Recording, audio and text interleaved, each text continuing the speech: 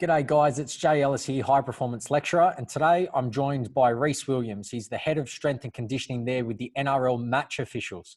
We've got a lot to cover, and it's an interesting topic because it's match officials. We don't really, when we think professional sport, think about our referees. We think about our professional athletes. So REECE, thank you for your time. How are you, mate?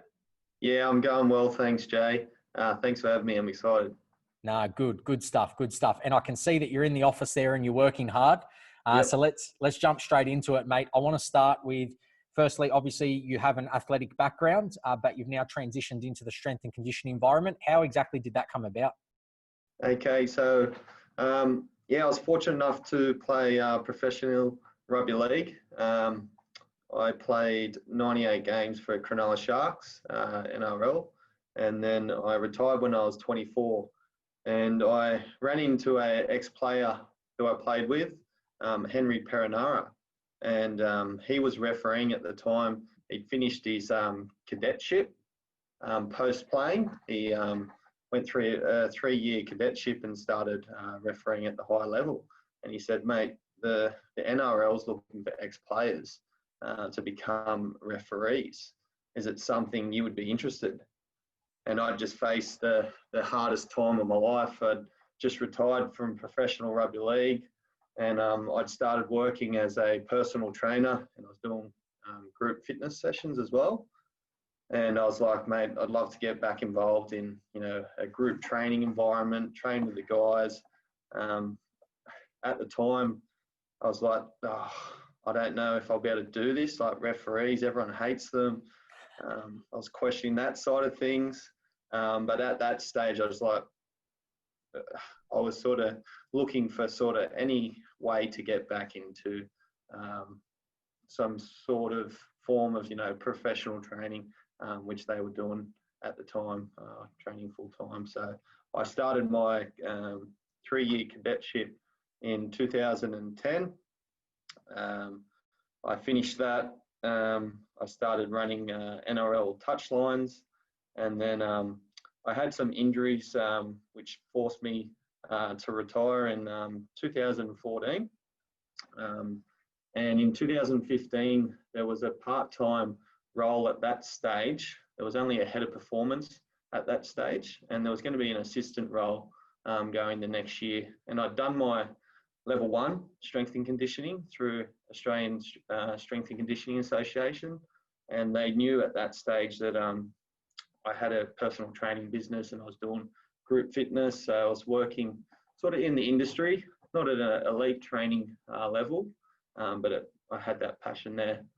So I applied for the job, was lucky enough to get the job, and then here we are now. What are we, 5-6 years later, and I'm working full-time as a strength and conditioning coach. One hell of an apprenticeship, huh? So we've gone from that athlete to then plying your trade as a match official and learning the ropes there. Unfortunately, injury gets the better of you. We then go again and learn something slightly different. And you mentioned ASCA. You mentioned that you did your level 1. And that stuff's important. I'm sure that you would have networked and learnt from a lot of people there as well as you progressed.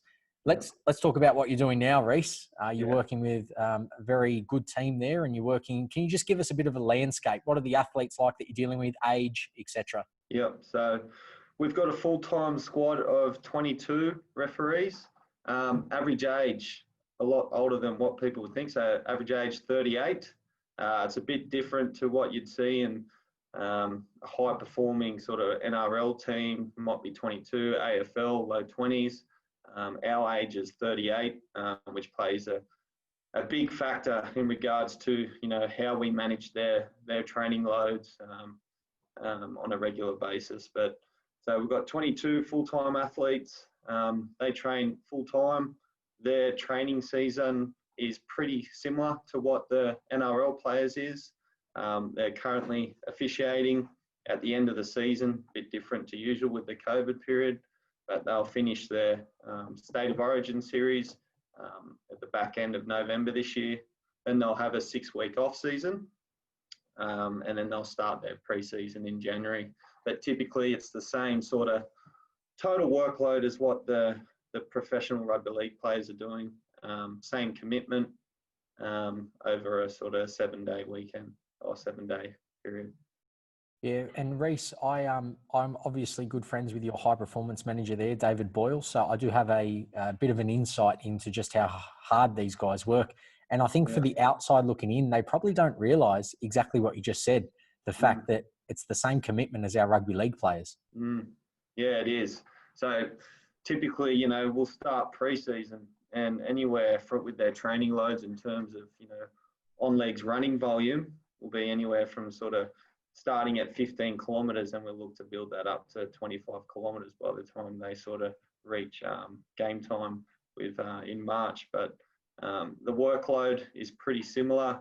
They're training in pre-season 5 days a week, having the weekends off. At the moment, in season, our roster will fall Mondays on, Tuesdays is their mandatory day off, Wednesdays is their big day, and then depending where they're going to on the weekend, where it gets challenging and there's a lot of programming and time spent together with staff is we've got 8 teams every weekend that we have to plan for. So 22 referees, there's 8 games every weekend. At each game, we need to have a head referee who will be the referee in the middle of the field. And then we've got 2 touch judges on the sidelines. And then we've got 8 games to fill ranging from Thursday through to Sunday. So in terms of management of loads, there's quite a fair bit of work there with our sports scientist, Lachlan Dodd, that manages there, because the amount of roles that we have to fill, we've got 24 positions every weekend that we've got to fill, and we've only got, at the moment, unfortunately, got a couple of injuries as well, we've only got 20 active guys. So typically we could have 5 guys doubling up in a role over the weekend, meaning they might do a game, touch judging on a Thursday, recovery Friday, into a second game either Saturday or Sunday. So yeah, it's a professional environment. A lot of time spent during the week preparing them, you know, for that weekend role. Yeah, wow. And I also think that people don't 100% understand the day-to-day demands until they're there, I guess. But one interesting point that you brought up, Reece, was programming. Now, I have many students that I work with that come through as young S&C coaches. And one of the most common things I see is, I don't know what to program. There's almost too many options sometimes. So let's dive into the brain of Reece. Yeah. When you sit down and you've got a match official, regardless about injury, let's keep it generic. What's some of the first thoughts that you have when you need to program for these guys? So we're talking strength-based in the gym? Yeah, absolutely. So we look at their physiological characteristics of what they need to officiate on the field. So their sport involves endurance, basically. They're running between 8 to 10 kilometres a game. And of that 8 to 10 kilometres, it's made up of high-speed running, change of direction, agility movements, and accelerations. So in terms of the gym, we try and lift exercises that are going to both, one, have some sort of influence on their performance on the field, and secondly, injury prevention to try and prevent our most common injuries that we come across, which are the calves at the moment and hamstrings. But in terms of the strength program, we've got the head referee movement pattern that we need to program for, and the touch judges. So their lifts are quite similar in terms of on their big days. We'll start off with an Olympic pull power exercise, superset it into a explosive strength exercise. So for example, with their Olympic pull exercise, it might be some hang clean variation. So whether it's a hang power clean, hang clean, if there's any shoulder mobility restrictions, they might just do a hang power shrug. Supersetting that into some sort of explosive strength exercise, whether it's a beginner box jump, plyometric bounding exercise, some sort of explosive nature power exercise. Typically our second lift would be a some sort of bilateral or unilateral lower body strength exercise. So whether it's a back squat, front squat, we go into our unilateral exercises, Bulgarian split squat, reverse split squat, lunge variations. Our program has a great emphasis on the unilateral work, being able to apply those forces and that power in a single leg position, which hopefully has a transfer over to the field with their running movements. We've got a great emphasis on the posterior chain, specifically a lot of calf work and knee flexor strength with the hamstring. With the running demands of the officials, due to the referee movements of the head ref, they run in the sagittal plane, so forward, and typically the role of the referee is to set the 10 meters for the defensive line. So whoever's got the ball, the referee will be 10 meters away in front of them, having eyes on that ruck to see how the tackle is made, if there's any infringements in the ruck, what happens there. And then his duty is to set the 10 meters for the defensive team, so they know where to stand when the ball is played. So their movement pattern will be 10 meters running backwards, hold the defensive line, step forward 2 meters, and then that next play will occur where they've then got to run 10 meters backwards. Replicate that 6 times in a set of 6, kick, and then they've got the kick chase, and then they repeat that for another 6 sets over an 80-minute period. So the demands placed through the posterior chain, specifically the calf, is loaded quite high. So we spend a lot of time in the gym working on strength endurance of the calves, explosive work, whether it's bounding exercises, repetitive bounding, hopping drills, and then also max strength of the calves as well. So that will be typically, I know I rambled on a bit there, but that will be typically our exercise 3A, some sort of knee flexor or hip dominant exercise, supersetted with some calf strength, whether it's max strength, explosive strength, or strength endurance. Reece, what's very obvious for me when asking you that question is your extreme knowledge of the sport. And that's important. And Jay, that's a no-brainer, right? Because you've played the sport professionally, you've then been a match official, and now you're in the S&C ranks. But it's so important to understand the ins and outs and what's required of that particular sport in order to support what you're doing there within the strength and conditioning space. Bit of an obvious answer here for this question, but I'm going to ask it anyway. Do you enjoy what you do? Yeah, like the highs experienced throughout, my life now, apart from having kids and, spending time with my family, the highlights are, if you can have any influence, doesn't matter if you're a coach or as a person, on someone's life in a positive way, for me, there's no better feeling. And I'm very fortunate, to be spending my days with quality people. As you mentioned, David Boyle and the rest of our staff, spending my time each day with them, but also working in an environment that I love, and then having some sort of influence, hopefully on, some positive performance with the officials. If you've got a positive influence that way, there's no better feeling. Reece, there's no doubt that high performance sport can be quite a cutthroat industry and can be quite tough and demanding. So I'd like to flip our conversation a little bit here, and I would like to get your advice for students and people that wish to work in high performance sport. And let's talk specifically with strength and conditioning coaches. There's a piece of advice that myself and other colleagues give here, and that's for young guys coming through, young guys or girls, in the S&C ranks, to understand many different environments, to try and pinch ideas from many different sports. What's some advice that you would give to the young S&C coaches coming through? Be qualified with ASCA to get into the industry, to work at the level I'm at now. You need level 2, but initially level 1. I'm pretty sure you need that at the lower levels of sort of junior rep level as well. So become qualified level 1, level 2, stay involved with ASCA. There's a lot that I've learned through attending seminars and things on a yearly basis, the networking, provided in those sort of environments, chatting to those people. Yeah, if you can make sure you get qualified there. And also on that with the networking, if you can have a group of people or a mentor as such to chat to, the more you chat and hang around the people in that environment, the more you're going to learn about the environment. So that's another one where if you can have some sort of mentor, or it might even be a friend who's involved in some sort of sporting organisation where you're talking about the industry itself, the more you can chat about it, the more you'll learn.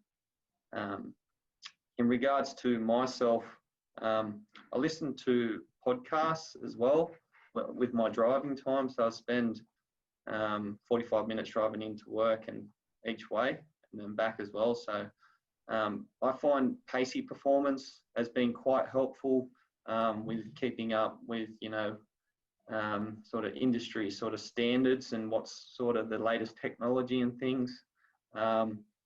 The bloke on Pacey Performance interviews a lot of performance managers around the world, strength and conditioning coaches, physios, and it's from everywhere around the world. So I've found Pacey Performance podcast quite helpful.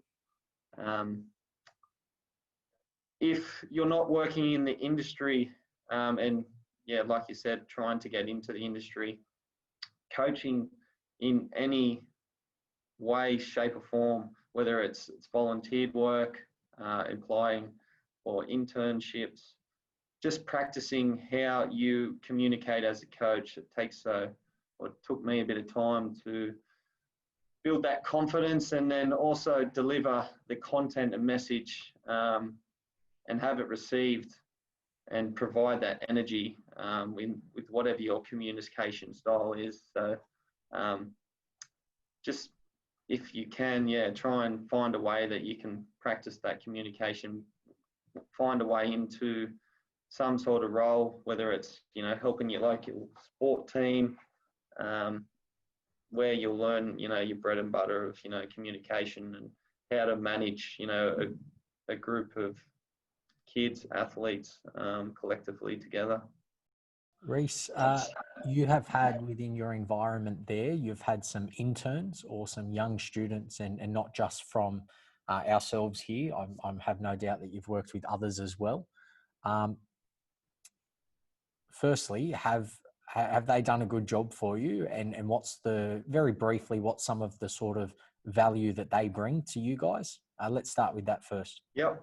So this year's been a little bit more difficult due to the COVID scenario, and so everyone has to be living in the bubble to be able to work in the environment currently. But going off past years, actually, one of our sports scientists and conditioning coach, Lachlan Dodd, first started his role as an intern going back 4 or 5 years ago. So he had a massive influence on the organisation, which he started off initially. He was helping a lot with setting up a field, so learning how to set up the field, helping with coaching warm-up drills. We spend 15, 20 minutes before each session doing our pre-run screening plus activation mobility drills, which he was helping out a lot there with. And then he progressed into doing the cutting of GPS data and that side of things. So he's been quite successful as an intern for us because he's now turned into our exercise and sports scientist, and he does a fabulous job at that, managing 8 different teams every weekend, 22 full-time athletes.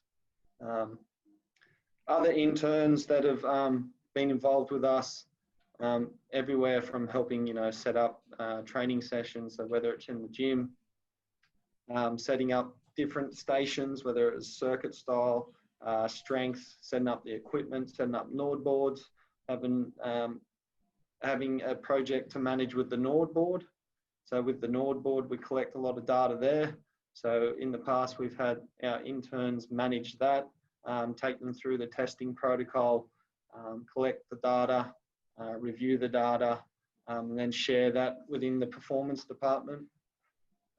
So they've all had positive influences within our sort of organisation, and I hope that we also, gave them opportunities to further advance their knowledge within the industry as well.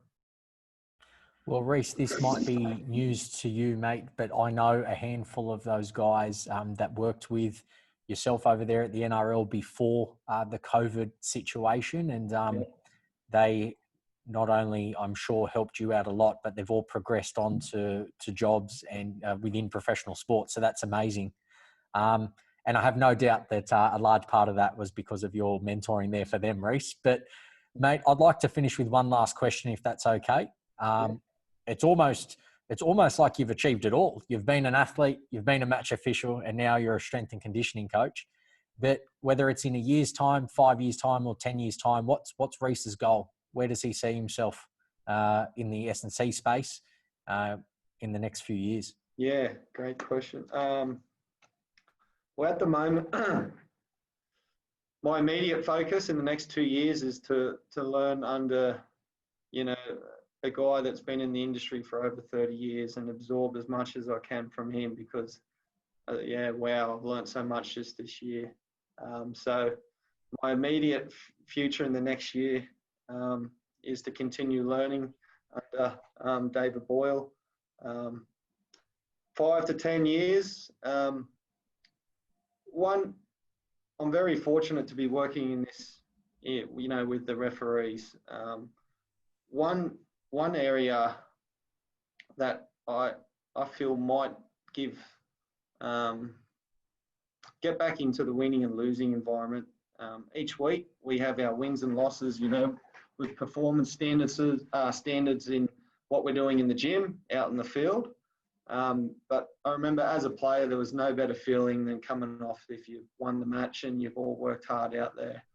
So if there was, one day down the track, 5, 10 years time, where if I could possibly be involved in clubland and have some sort of influence on the outcome of performance of those athletes, I think that might be somewhere hopefully down the track that I might end up. But at this stage, I'm loving the learning under Boyle and where I am at the moment.